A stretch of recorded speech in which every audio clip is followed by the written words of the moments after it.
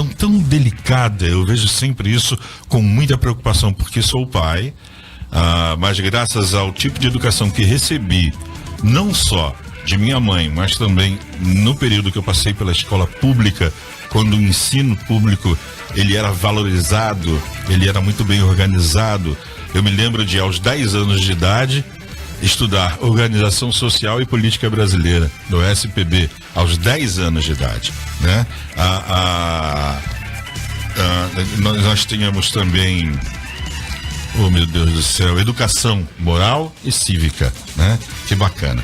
Então, doutora Ada, eu acredito que a gente tem aqui um leque de possibilidades, mas vamos focar hoje, nesse nosso bate-papo aqui, a questão de ameaça, que no meu tempo não existia, não, né? No meu tempo não existia, mas agora parece que isso é uma constante no dia a dia das escolas, na educação, na preparação das crianças, quer em casa ou na escola. Isso é um tema sempre muito difícil. Quais são as ameaças assim mais comuns na educação das crianças? Pois bem, bom dia. Bom dia. Rick, bom dia, amigos ouvintes. Vamos conversar um pouquinho sobre essas ameaças, né?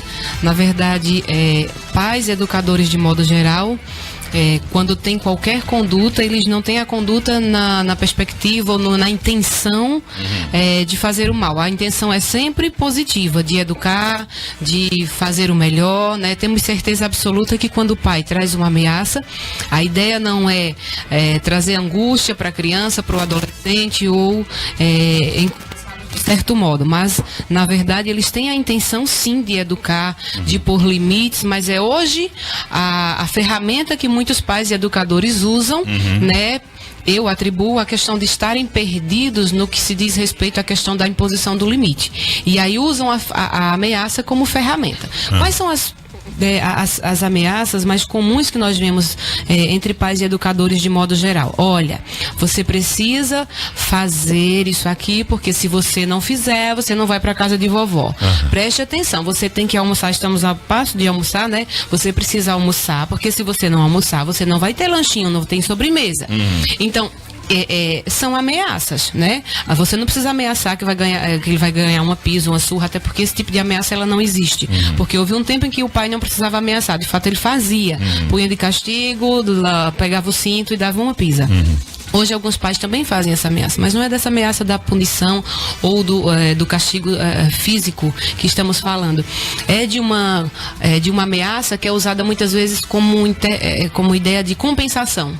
Você almoça, porque se você não almoçar, você não vai brincar no parquinho mais tarde. O que é que tem a ver brincar no parquinho mais tarde com almoçar? Almoçar é apenas uma atividade que a criança precisa cumprir dentro do processo de regras, de limites estabelecidos pela rotina da casa. E que o pai precisa ter muito claro para não precisar usar a ameaça. Mas por que os pais usam as ameaças mais comuns?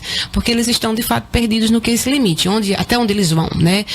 Até onde eu coloco o limite, até onde eu sou firme, até onde eu cedo e eu permito que a criança faça suas escolhas. Então, acredito eu que por esse movimento de perdas da referência de limites de alguns pais e educadores, eles vão buscar a ameaça na tentativa de acertar, claro. Nenhum pai vai ameaçar uma criança pensando que vai fazer o mal. Não, eu digo a ela, se você não almoçar, você não tem sobremesa ou não tem lanchinho mais tarde, nós não sairemos pro sorvete, que aí ela almoça rapidinho, puxa vida, ganha o almoço, parabéns, nota 10 e ganha o sorvete. Então, assim, em tese, o pai está super feliz, tranquilo, porque a criança cumpriu com aquela determinação. Mas, na verdade, trata-se de ameaças muito sutis aí, mas são ameaças. De que maneira ele faria isso?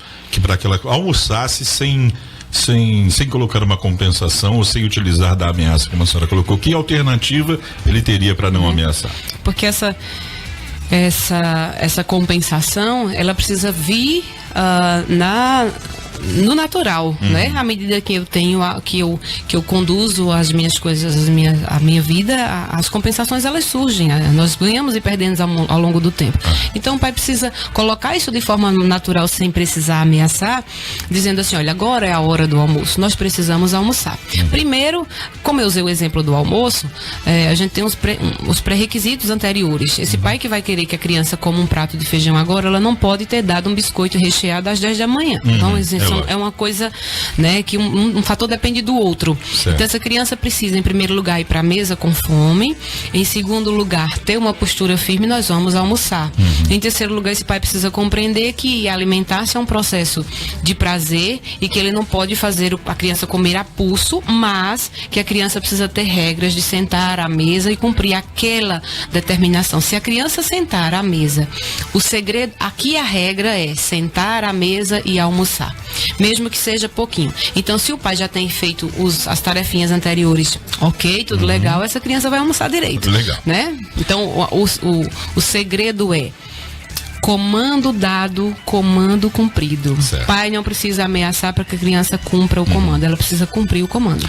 E por que pais e educadores aí de um modo geral tendem a educar as crianças com ameaça? Eu parto do pressuposto de que os pais de hoje estão perdidos na referência de limites, né? Se nós, eu não sou tão velha assim, mas se nós voltarmos um pouquinho atrás, no tempo da minha educação, né? Mas não tenho vergonha de dizer a minha idade, não. Estou quase chegando aos 40, 39.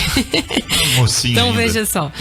Mas no meu tempo, não precisamos ir tão longe, mas ainda no meu tempo, a minha mãe dizia hora de almoçar e todo mundo tinha que sentar para almoçar. Lavar as mãozinhas? Sentar, qual era? Era um comando, porque pai precisa dar comando para a criança, porque criança não tem maturidade emocional e cognitiva de fazer escolhas. Determinadas escolhas, por exemplo, da inserção dessa rotina. Hora de lavar a mão e almoçar. Senta e acabou. Hoje, como que os pais fazem? Filho, você quer almoçar? Filho, venha sentar. Olha, você quer sentar onde? Você quer sentar aonde? Então existe assim um leque de possibilidades de escolha, e nós não estamos dizendo para que os pais não permitam que as crianças façam as escolhas, mas existe outro processo de trabalho de autonomia da criança. Se cria crianças com autonomia moral e intelectual com outras abordagens. Não é a abordagem da criança escolher o lugar que vai sentar, o que vai comer, quer almoçar agora, você quer almoçar? Não, você vai almoçar, porque é a hora de almoçar. Ela só vai inserir essa rotina na sua vida se ela tiver determinação.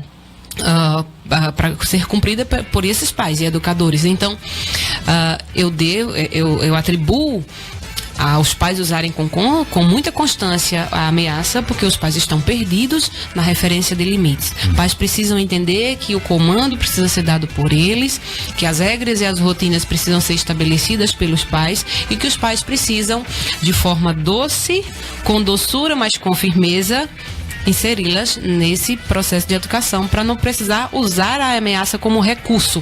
A ameaça é, na verdade, em tese, um recurso que o pai utiliza porque ele não tem mais força. É para garantir a obediência por parte dos filhos. Exatamente. Agora, quais as consequências aí negativas da ameaça? A primeira consequência, eu acho que eu fecho com ela, nem listo outra. Ela é a maior consequência negativa, é a consequência da ansiedade. Porque o que é que tem a ver? A ameaça com a ansiedade? Tudo. Você lança uma ansiedade sobre a criança que vai cumprir aquela tarefa não pensando em cumpri-la, mas no que ela vai perder. E aí a criança realizando algo no presente, pensando sobre o futuro, desencadeia a ansiedade. É verdade. Eita, eu tenho que almoçar. Ela não vai almoçar com prazer de almoçar, ela vai almoçar porque ela está com medo de perder o sorvete, né? É verdade. Então, essa coisa de fazer o presente pensando no futuro não é algo para a criança dominar, né? Isso é coisa de adulto, que nem devia fazer. Nós deveríamos fazer uma coisa por vez, mas o que é que o ansioso faz? O ansioso está aqui pensando no que vai acontecer ou no que está lá fora, né? Então, esse processo de ameaças leva a criança a ficar ansiosa. Olha, se você não fizer a tarefa de casa, amanhã você não vai para casa do priminho. E aí ela não vai fazer a tarefa de casa concentrada, ela vai fazer a tarefa de casa pensando em perder. E será que meu pai vai deixar mesmo eu ir para casa do primo? Enfim. Então, esse processo de ameaças contínuas desencadeia a ansiedade na criança. Então essa seria a grande consequência, e com ela nós temos grandes outros fatores negativos no desenvolvimento dessa criança, tanto emocional quanto cognitivo, quanto da minha área, que é a área da aprendizagem. Nós temos crianças com dificuldades de aprendizagem, crianças com sequelas no desenvolvimento cognitivo, emocional, referente a seus processos de ansiedade. Então vamos evitá-los fazendo menos ameaças ou não tendo ameaça. Doutora Ada Carvalho, somente para ilustrar que as pessoas nesse momento podem, mesmo aquelas que nos acompanham através do Facebook, agora estão vendo a nossa imagem ali, talvez não tenham percebido que a senhora está num estado interessante. É sim. Está gestante e em breve estará ganhando neném. É o primeiro? Não, meu É terceiro. o terceiro. Muda alguma coisa com a chegada... É menino ou menina? Essa é uma É menina. uma menininha. Então com a chegada, já tem nome? Tem Ana Raquel. Ana Raquel. Então com a chegada dessa princesa de Raquel, muda alguma coisa no processo de educação do que a senhora utilizou com o primeiro? Vai mudar? A minha postura. Vai mudar? Eu costumo dizer o seguinte, vou responder. Dizem que as coisas evoluem, né? Eu digo assim, que nós que somos pais aprendemos e nos tornamos melhores a cada dia, né? Então é claro que a mãe de hoje, de Ana Raquel, não é a mesma mãe de Lucas, né? No sentido de experiência, de conduta, de conhecimento.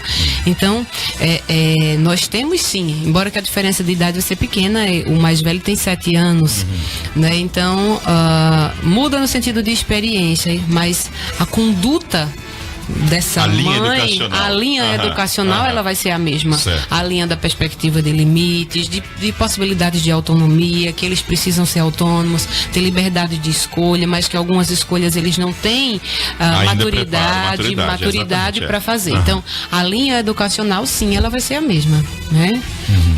Doutora, temos um encontro todas as quintas-feiras, é isso? Quartas-feiras. Quartas-feiras, hoje é quarta-feira. Então, semana que vem, a senhora traz um novo tema. Gostei muito de lhe conhecer. Foi um prazer nessa conversa rápida, que é uma pessoa muito simpática. E eu agradeço a sua colaboração com o nosso programa. A gente tem outras coisinhas ainda para dar sequência. Obrigado mesmo. É bacana. Eu que agradeço, Eu Henrique. aprendi mais um pouquinho. Que coisa Teu boa. pai de 2 aqui, mas eu aprendi que eu não estava errado. Muito bem, que coisa boa. Tá vendo que cada dia nós crescemos um pouquinho mais exatamente. como pais. Então a linha que eu segui, eu não estava errado. Eu Que segui bom. mais ou menos nessa linha aqui. Bacana, então. Muito obrigado pela Eu sua que agradeço participação. pela